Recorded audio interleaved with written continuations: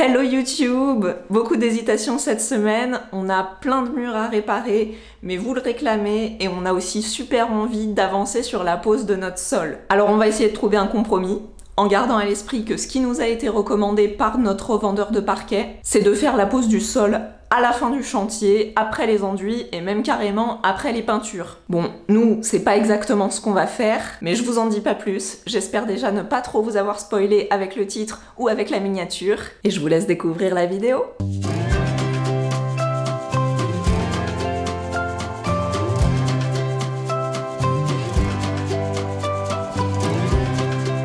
Donc là, pour les jours à venir, on va pas être sur un truc super passionnant, puisqu'on va principalement s'occuper de remapper toutes les saignées qu'on a faites, donc de venir caler nos gaines dans les saignées et de reboucher toutes les saignées. Donc on va faire ça déjà pour notre chambre et les deux petites chambres. Comme ça va permettre d'avancer sur la préparation du mur, et après on pourra venir indépendamment soit commencer à enduire les murs, soit commencer à poser le sol. On n'a pas vraiment de préférence sur l'ordre. Si on pose le sol avant et qu'on enduit les murs après, de toute façon il va falloir tout protéger. Si on enduit avant, ça permet de faire moins de dégâts sur le sol, mais de toute façon il faudra quand même le reprotéger quand on voudra peindre, parce qu'on sera obligé de peindre à la fin, une fois qu'on aura installé nos corniches et nos plinthes. De toute façon, moi je me dis que dans les appartements anciens où le sol est déjà existant, on le protège et on fait les murs après. Donc je sais pas s'il y a vraiment un bon ordre pour faire les choses. On fera en fonction de nos besoins dans chaque pièce.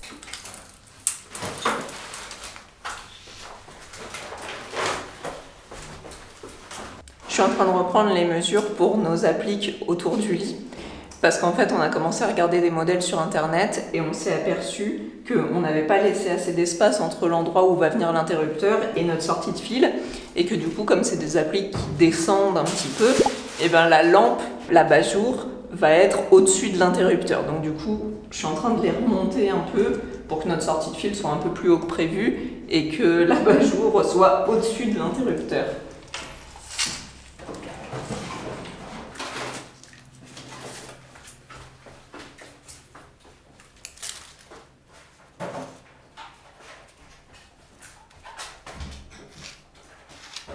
Il va falloir refaire des saignées.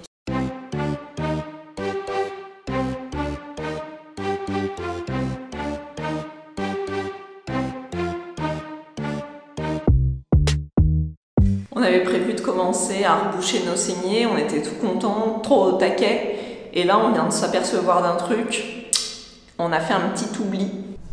Donc ça c'est la première saignée qu'on a rebouchée hier.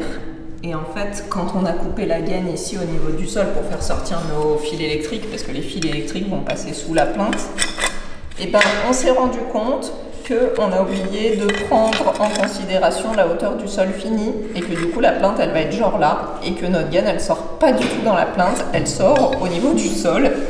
Et ici pareil.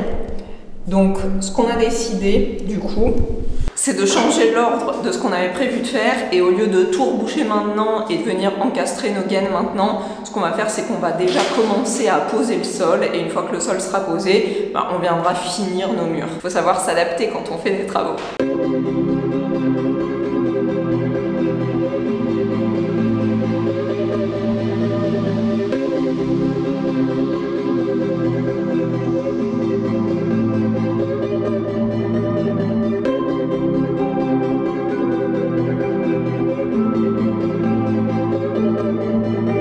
J'ai dépoussiéré rapidement la chambre, on va maintenant pouvoir passer à la pose de la sous-couche. Avant de venir coller la sous-couche sur le sol, nous ici on a du carrelage, il faut qu'on égrène grossièrement le carrelage pour favoriser l'adhérence de la colle et de la sous-couche sur le sol existant. Pour faire ça, on a décidé d'utiliser des petites brosses qu'on vient fixer directement sur la meuleuse, donc celle-ci sur notre meuleuse d'angle, et de petites brosses comme ça, Parkside, qu'on va mettre sur une toute petite meuleuse droite. Donc on n'a pas encore testé, je sais pas si ça va fonctionner, on va voir. Il y en a une, c'est comme ça. Et la deuxième, je pense que c'est une petite brosse comme celle qu'on a installée sur la meuleuse d'angle, mais en format mini, parce que c'est une petite meuleuse droite.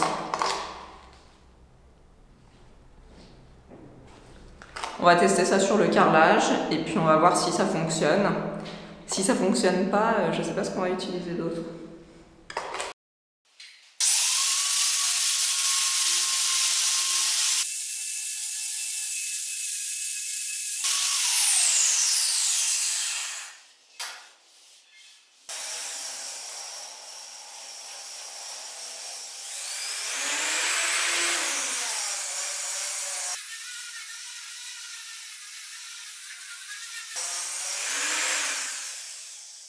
Ça fait des petites étincelles, ça sent un petit peu le cramé.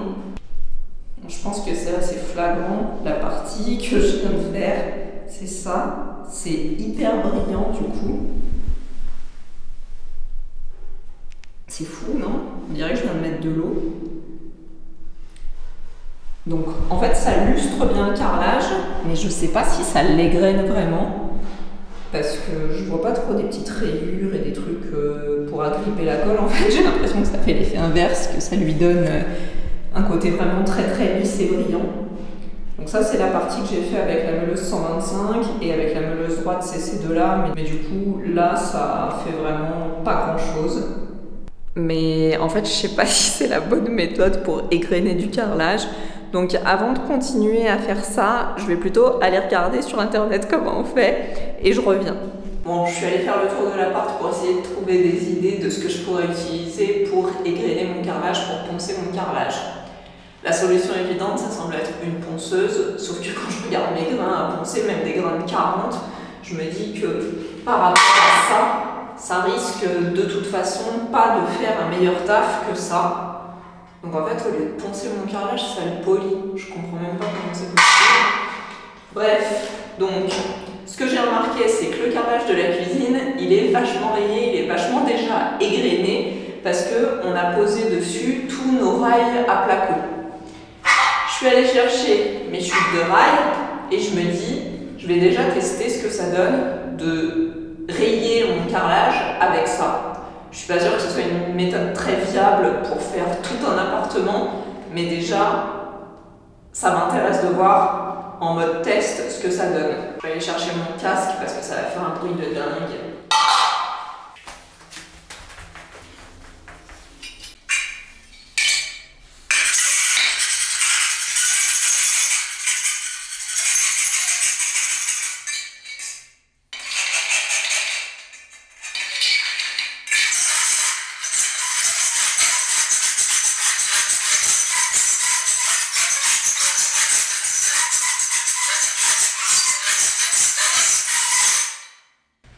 Ça a vraiment pas l'air fou.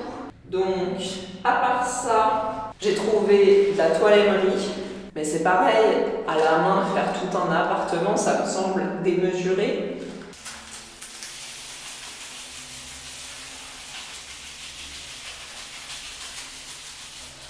Non, ça clairement, c'est pas la solution, c'est nul, ça marche pas du tout. Et en plus, je vais avoir trop mal au bras. Ma dernière option c'est ça, mais du coup ça ou ça semble être un peu la même chose.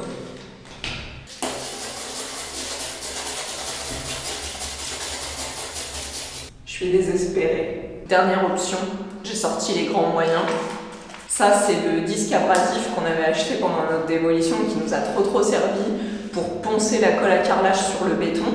Parce que comme vous savez, nos murs de l'ancienne cuisine et de la salle de bain, ils sont entièrement recouverts de béton et du coup le carrelage était super accroché sur ces murs et quand on l'a buriné, après il restait plein de colle à carrelage qu'on n'arrivait pas à enlever. Donc on avait acheté ce disque là sur Amazon, je crois qu'il coûtait une 40aine d'euros. Si ça vous intéresse, je vous mets le lien dans la description. Et en fait c'est vraiment un outil qu'on a trouvé top, qui nous a trop servi pour notre démolition. Pareil quand on a dû poncer la chape parce qu'on avait fait trop de chape allégée. Mais j'ai un peu peur que sur le carrelage, ça les défonce en fait. On teste quand même, parce que là je suis un peu à court d'options.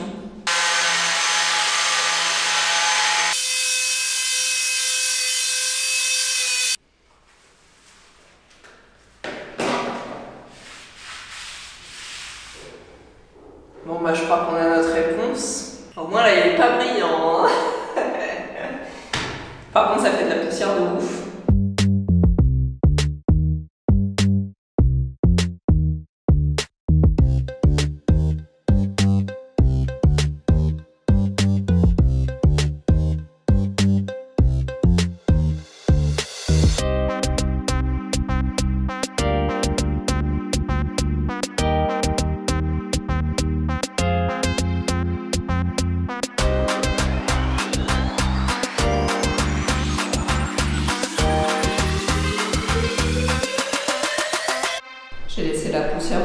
un peu, je viens de finir de passer l'aspi dans la pièce.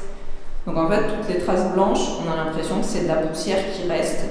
Mais en fait, c'est le carrelage qui a été poncé, c'est les endroits où le carrelage est rayé en fait. Donc comme quoi, mon premier essai tout à l'heure avec le polissage, clairement c'était pas la bonne version parce que le carrelage il doit être rayé et pas du tout brillant. Bon, donc là ça a bien fonctionné, en plus c'était vraiment rapide, donc c'est cool. La prochaine étape, ça va être de bien passer la serpillière partout pour que le sol soit vraiment bien nettoyé. Mais je ferai ça demain parce que là, je vais rentrer à la maison. C'est bon, me regardez pas comme ça, il est quand même 18h45, hein, c'est pas une petite journée. Mais c'est surtout que j'ai hyper mal à l'estomac. Je sais pas ce que j'ai mangé. Depuis le milieu de l'après-midi, j'ai des crampes. Donc je vais rentrer me poser et on fera la suite demain. J'ai nettoyé tout le sol ce matin, on l'a bien laissé sécher et maintenant on est prêt à coller la sous-couche. La sous-couche, c'est notre isolant de sol, l'espèce de tapis qu'on va poser sur notre carrelage existant et sur lequel on viendra poser notre parquet. Je prendrai le temps de vous parler plus en détail de cette sous-couche dans ma vidéo de la semaine prochaine. Parce que là, je vous avoue qu'on est super pressé d'avancer. Alors si le sujet vous intéresse, pensez à vous abonner à la chaîne, activez la petite cloche pour recevoir la notification dès que la vidéo sera en ligne. Et nous, on passe à la pause.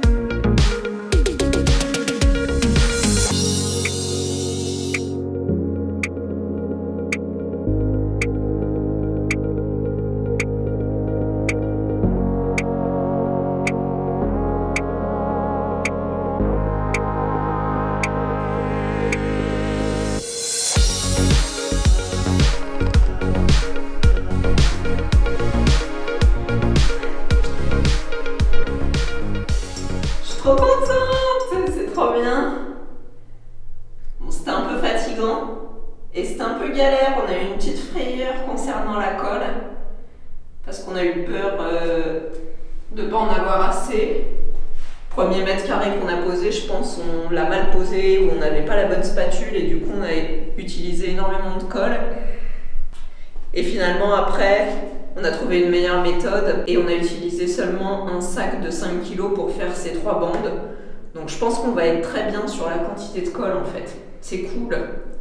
Ça rend bien, non? En fait, je suis en train de me dire, on n'aurait peut-être pas dû commander du parquet pour la salle de sport. On aurait peut-être dû prévoir de mettre un sol comme ça directement sur toute la pièce. C'est trop bien ce truc. Pour célébrer cette avancée de ouf, je propose qu'on ouvre une boîte de parquet. Je vais la chercher.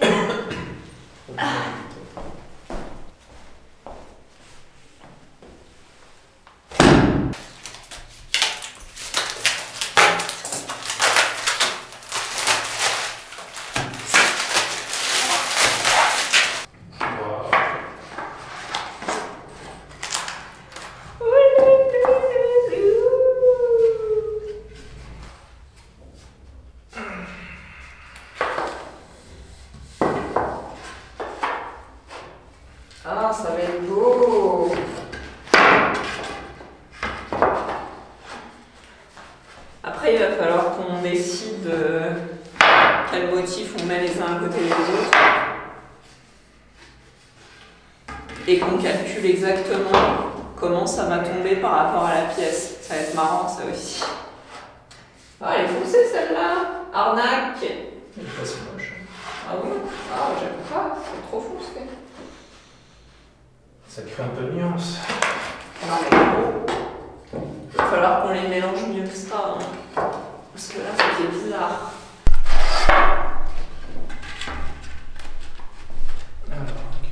Ah, celle-là, elle est grave foncée. Ces deux-là sont jumelles, on peut pas les mettre à côté.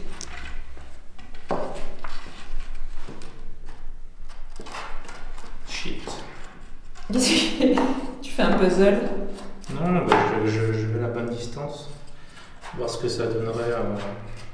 Tu fais un chevron géant? Non, mais non. Je vais J'ai compris.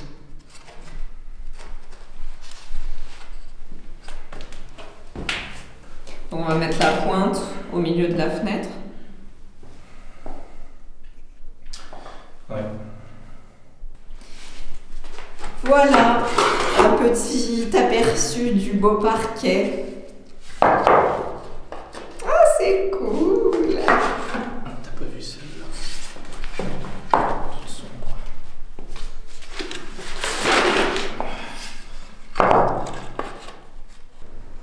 Oh, wow! Wow! Wow! Ouh, il y a une petite odeur de réglisse dans cette chambre.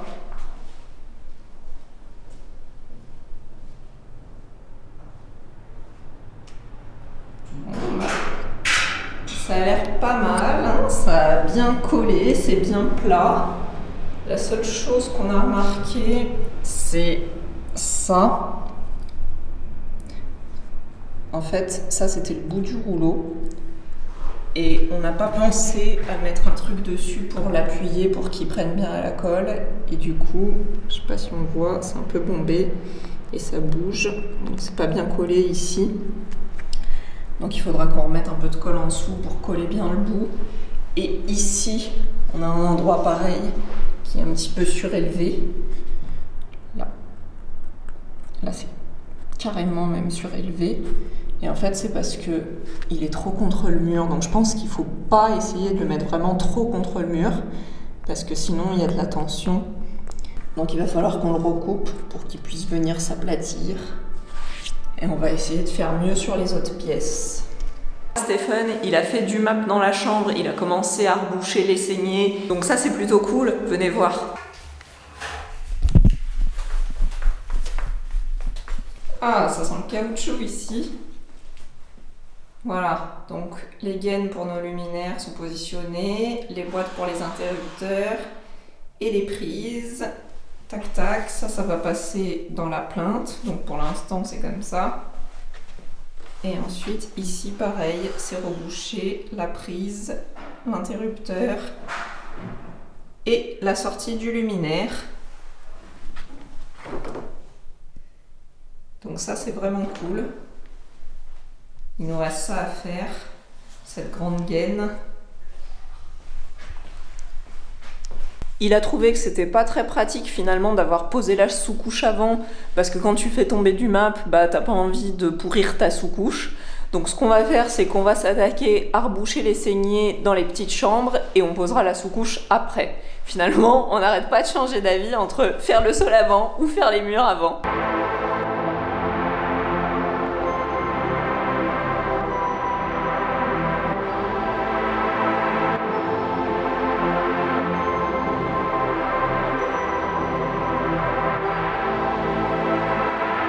Bon, on a encore pas mal de travail, alors je vous laisse et je vous retrouve la semaine prochaine pour la suite de la sous-couche. Bisous!